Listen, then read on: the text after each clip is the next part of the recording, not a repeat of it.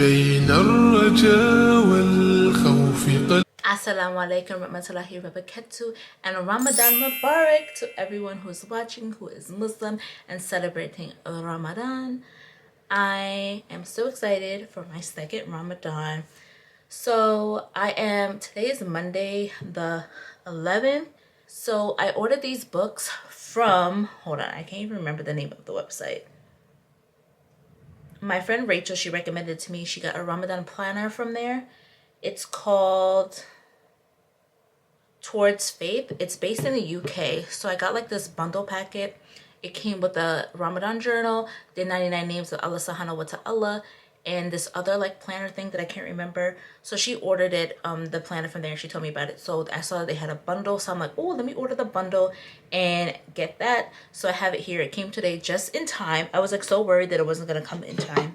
So it came in this big old box, and to be honest, being that it came from England, the shipping was almost as much as the shipping was almost the same price as it was for the bundle. And I was like, that's crazy. But I don't know, I feel like every time I order something from like England or something like that, the shipping cost is crazy. But I really wanted them. They look really cool. I haven't seen anything like them that I have seen, so I wanted to get it. Ooh, so this is how it looks. Okay, what is this?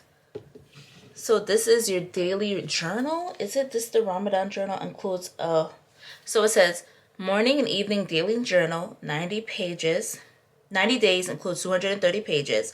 It includes a colorful worship guides, 3 months of journaling, morning and evening routine examples, morning and evening supplications. And let's see what it looks like. So this is what it looks like on the outside. What does it say? It says faith and focus. It's like hard to read because it's like dark purple. Oh, look how pretty it looks inside. And I like that it's colorful, because sometimes you get planners and it's not colorful. Like, look at this. So let me see what the actual pages look like. So it has a breakdown. It says Fajr has a morning dua if you read the Quran, then Dur Asr, the evening dua, the Maghrib Isha, and you could add if you did fasting, then it has your mood. Alhamdulillah, today I'm grateful for. Allah, I call upon you to help me with. Oh, this is so beautiful. Inshallah, today allowed me to achieve. Inshallah, today helped me to avoid. Alhamdulillah, I'm thankful for these things that happened today, and I seek forgiveness for. I intend to make tomorrow better by. Then it says, it has like a quote from different people at the end. So the one that I opened to says, acts of worships are like nourishment for faith. Were it not for that, the plant of faith would wither. Oh, this is so cute. You can see the pages, but like this is the little quote at the bottom. I love this. I don't know, I probably will use this like after Ramadan, I believe. But it's super cute. I can't wait to like read it some more. So that's the daily planner. Now this is the 99 names of Allah. Like, look how beautiful that is. Like, I'm a person, you know when they say don't judge the book by its cover? I judge the book by its cover. I like a book that is like aesthetically pleasing, and then the inside is like pleasing to match as well. Because especially like if notebooks have like a quote on it, rather, even if it's like a regular notebook, if it has something like the one I take notes on for our Revert class, I think it's like pray, faith, and hope. So I like that. So I use that to like go to the mosque with. So 99 names of Allah, and it's velvet material. And you can access, it tells you like where to access like audio reflections. Wow. So it has the names all listed over here. Then it has like some type of like word to go with the names.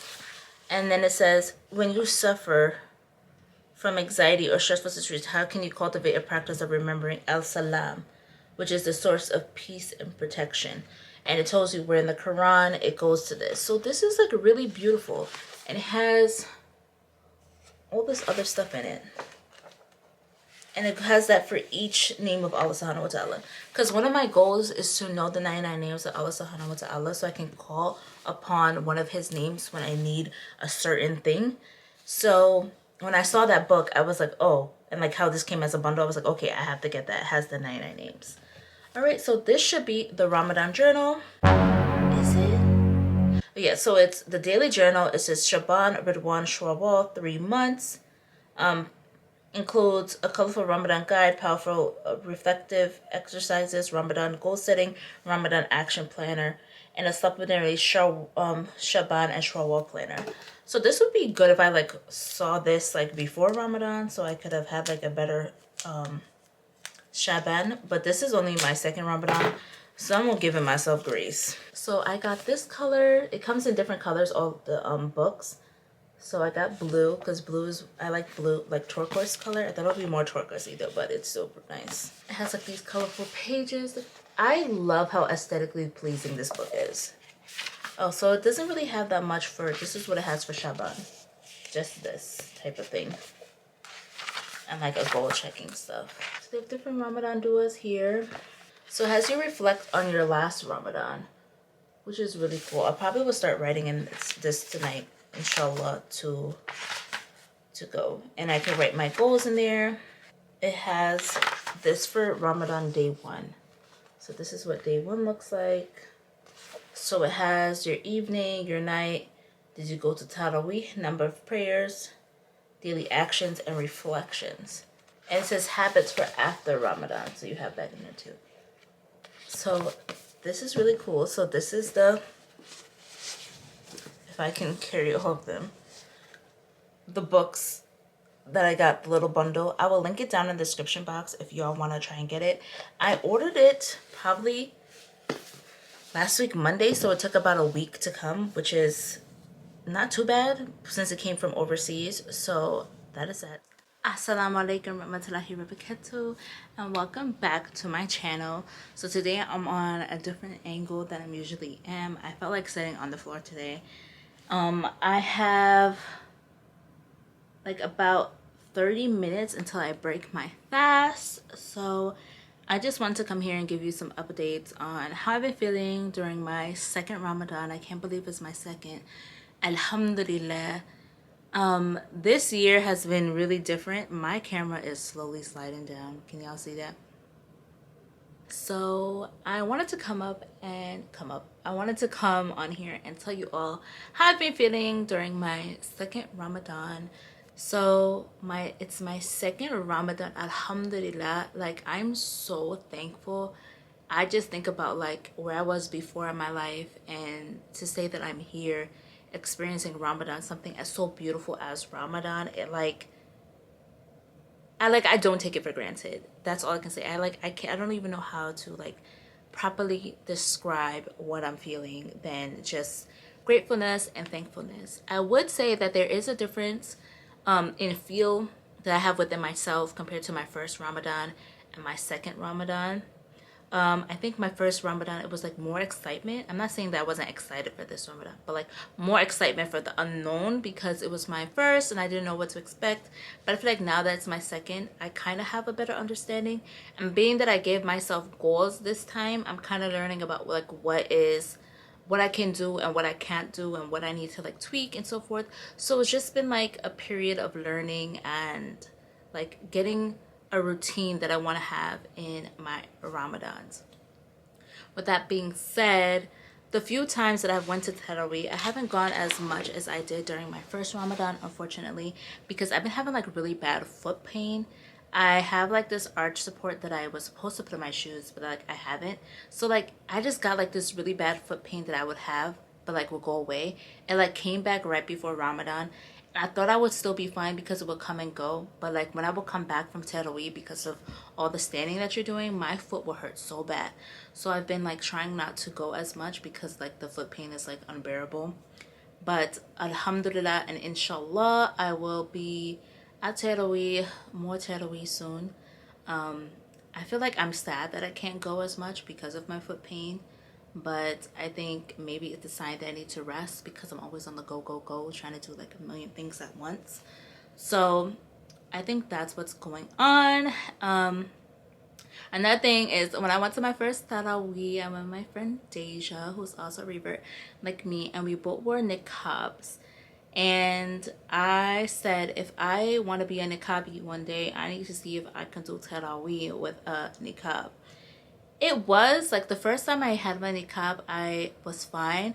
But the second one, I was like, oh no, this is not it. And I think it's because before I went to Taraweeh, I took my emergency asthma inhaler because I have asthma. So I think that was like my lungs was open up. But the next time I was so hot, I wanted to give up. But like alhamdulillah, I like pushed myself to stay the whole Taraweeh with this niqab that was like, feel like it was suffocating me and so forth. But I'm so glad that I made it through that. Another thing that's interesting is like the few times that I went to Taraweeh, it's just been like different. I feel like I don't know how to describe it. I still feel like thankful, but like I still like am amazed that I am here as much as I am the first time. Like amazed that I'm experiencing this. And I would say it's different because I understand more Islamic words and like understand more parts of the Quran now. So when I hear it like being recited, I'm like, I know what that means. And it's like such a like a warming feeling that I got to the point in my life where I understand what that stuff means. So it's been so happy. Last year I cried a lot during Taraweeh, but like this time around I haven't. I like cried after Arabic class that we have in like, because we moved our Arabic class from Wednesday evenings to Saturday like Saturday noontime, midday. And I like cried during Dura prayer when I was like doing my voluntary rackets of prayer after Dura. And I like busted out crying. I was like in sujood, like literally like hysterically crying. And it was like so embarrassing because obviously it's like it's quiet because it's Dura prayer. And here I am just like hysterically crying. And I was just like crying out of like thankfulness, I guess I would say. That's why I was crying. But it was so beautiful. And then like I has like cried a lot watching a Taraweeh from Uzbekistan. Out of all the places, Uzbekistan. It was this most beautiful thing. I like saw this like clip of this guy like reciting this part of the Quran, and the way that his rhythm was, this imam who was like the way he recited was so beautiful. I probably put a clip here somewhere so y'all can see what I'm talking about. إن المسلمين والمسلمات والمؤمنين والمؤمنات والقانتين والقانتات والصادقين والصادقات والصابرين والصابرات والخاشعين والخاشعات والمتصدقين والمتصدقات والصائمين والصائمات والحافظين فروجهم والحافظات والذاكرين الله كثيرا. And I was like, oh, let me go see if I can find it. So it took me a while to find like the whole recitation that leads up to that point. I finally found it. I will link that one somewhere down in the description box. So, but I watched this like 16-minute like Taraweeh that they were doing, and it was so beautiful. And like the imam started crying, and then the men in the background also started crying with him, and it was just so beautiful just to like hear and just like to know like how the Quran can really like open up something in you. It brought me back to the time of like when Islam was like slowly starting to grow within me, of like me recognize what Islam is and being more intrigued into this religion, is when I heard the recitation of the Quran for the first time. So when I hear like long Quran recitations or like beautiful Quran recitations, even though like other Muslims will have the same feeling, to me it's even more special because hearing the recitation of the Quran is what sparked my interest into Islam. So just watching that really like touched something within me that I started crying. And I don't know, I just feel like so thankful and more like awareness and more and realizing more of the beauty of Islam, more so because this time around I am reading the Quran, but when I get verses that really stand out to me, and I tell myself, oh, if it's this verse and then like a few verses later, don't limit myself to saying, oh, I'm like looking up verses too often, because it's only knowledge for me to grow. So it's taking me longer to read the Quran, which I figured, but I didn't think that I would be like so intrigued by a lot of verses, so like limiting myself. But I have like a little journal where I'm writing the verses down, and writing the verses down that intrigued me, and then looking up the tasfirs on the verses. And I use this website called Qur'an.com, and I love that website also because when you listen to the Quran recitation, it like highlights where the words. So for those who are beginning to read and beginning to start Quran recitation, it's so easy for you to follow along. So the website is way better than the app, I would say. So you definitely need a computer to do this. It's like better in computer form than it is like if you Google it on like your phone and look at the web there, or download the app. So I've been doing that, and it's been so interesting to like know like the meaning behind certain verses, know like what different scholars are saying that the meaning is the meaning behind them.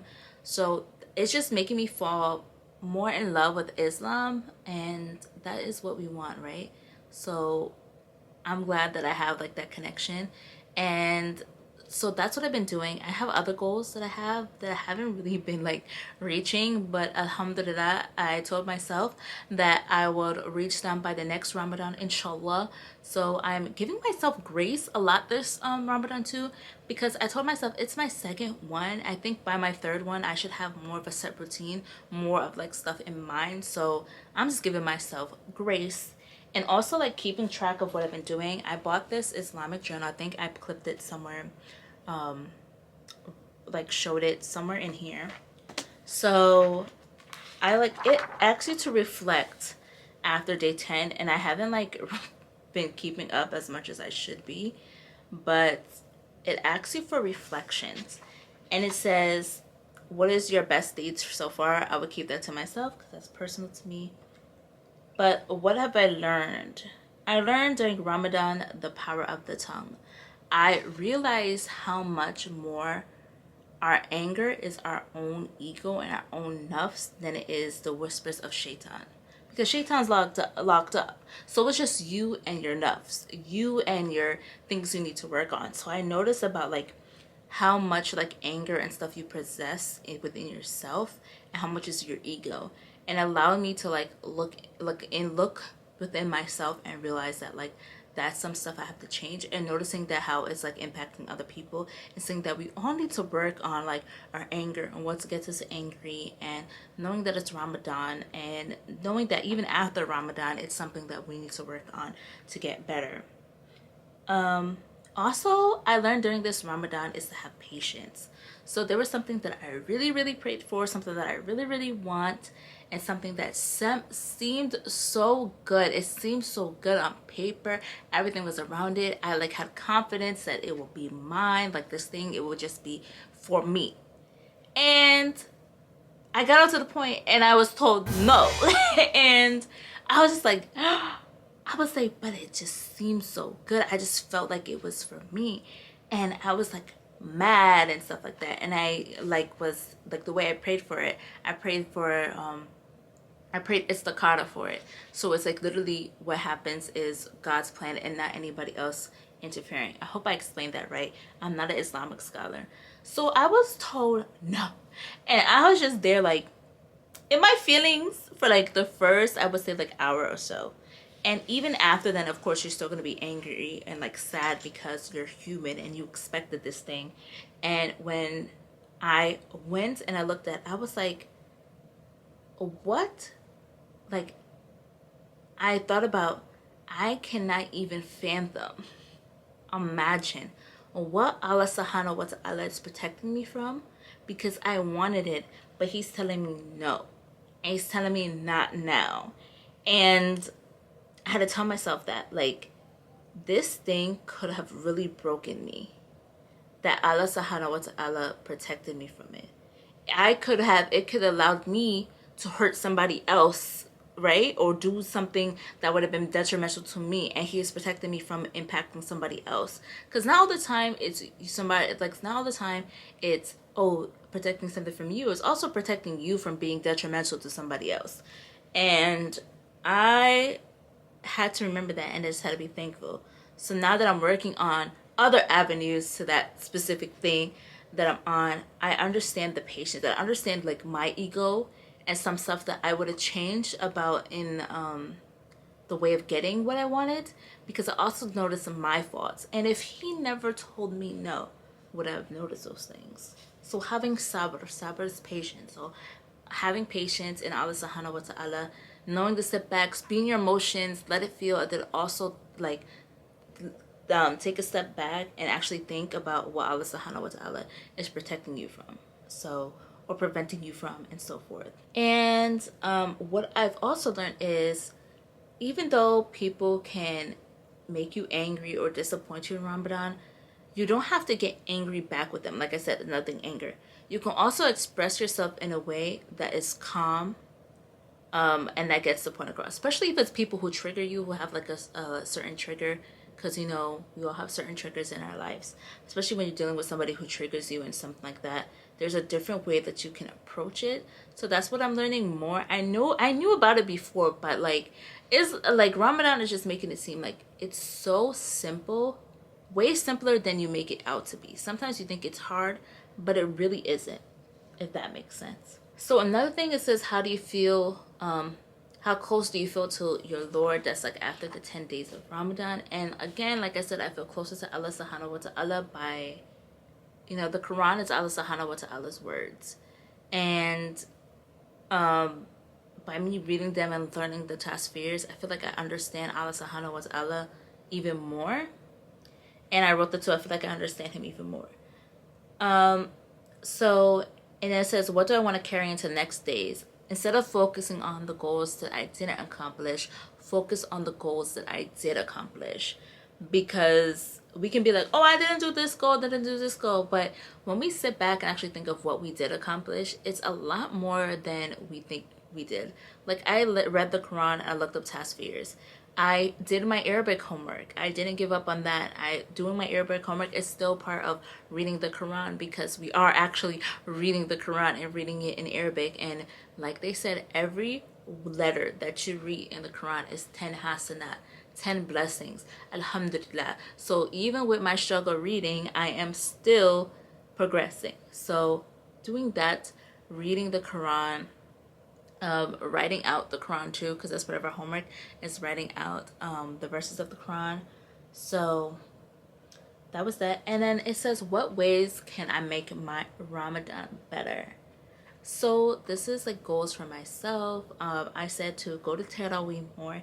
Even if I don't go, I can play Taraweeh at home, and do more sunnah prayers, more of the voluntary prayers. I feel like that's something I want to do more. And I think what kind of limits me is because I haven't like fully memorized verses of the Quran yet, because I'm more focusing on like my pronunciation of the Quran and stuff like that. I remember like different phrases to like do in the prayer, and I know that those are stuff that can come later on, because I'm still new and I'm still learning how to pronounce stuff the Arabic way. But one of the goals for me is to memorize more parts of the Quran so I can say them in my prayer.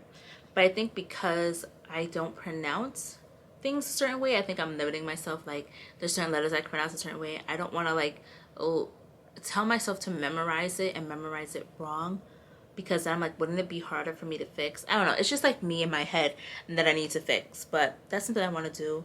I put read more of Quran and listen to the Quran more. So I discovered that one of my favorite Quran reciters, Noreen Muhammad Sadiq, I like listened to his like full recitation on YouTube, because on Apple Music they don't have it. And then I saw a post and I was like, oh, I wish they had it on like Apple Music or something like that. And I saw a post that they said they had it on Spotify, and I do have a Spotify account, the free one.